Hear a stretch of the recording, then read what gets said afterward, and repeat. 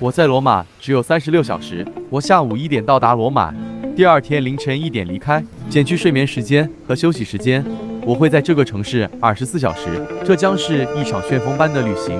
我以前报道过罗马，一些记忆在25年后仍然很新鲜。我来罗马的目的很简单，感受罗马。梵蒂冈是国中之国，城中之城，这是梵蒂冈。整个罗马的游客似乎都聚集在梵蒂冈这里。当我走向城市时，当我看到海啸般的游客浪潮向我袭来时，这就是这种感觉。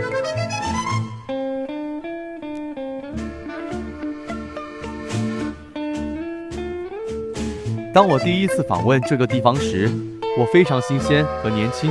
我当时的印象是气派很庞大，至少这些年来，它一直留在我的记忆中。达芬奇的《密码》这样的电影显然有能力把这个地方放大、夸大。别误会，广场还真的是很巨大的。哇，进入圣彼得教堂的队排得真长，我还有很多地方要打卡的，而我的时间有限，我应该加入排队还是应该离开？我最终还是加入了安检处的长队，排了1小时的队。踏入教堂的那一刻，犹如进入一种如临天堂的气息。多亏了首席建筑师米开朗基罗，这是所有天主教徒的总部。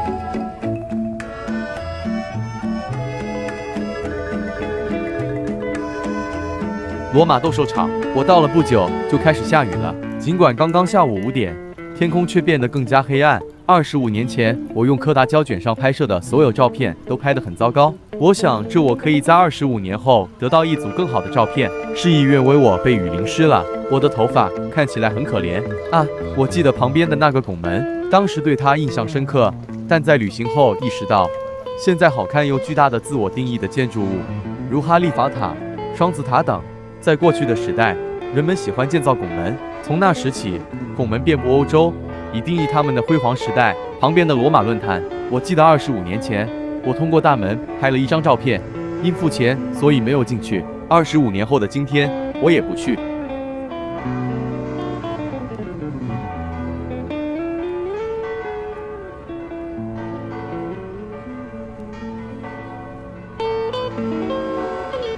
走遍了70多个国家，其中很多地方都有类似的欧式建筑。那我们在罗马看到的与其他地方有什么不同？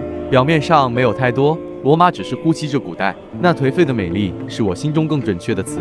罗马不需要做这些表面的整容修复来让这建筑看起来更漂亮。在数千年来，罗马只是优雅的老化了。我希望它保持这种状态。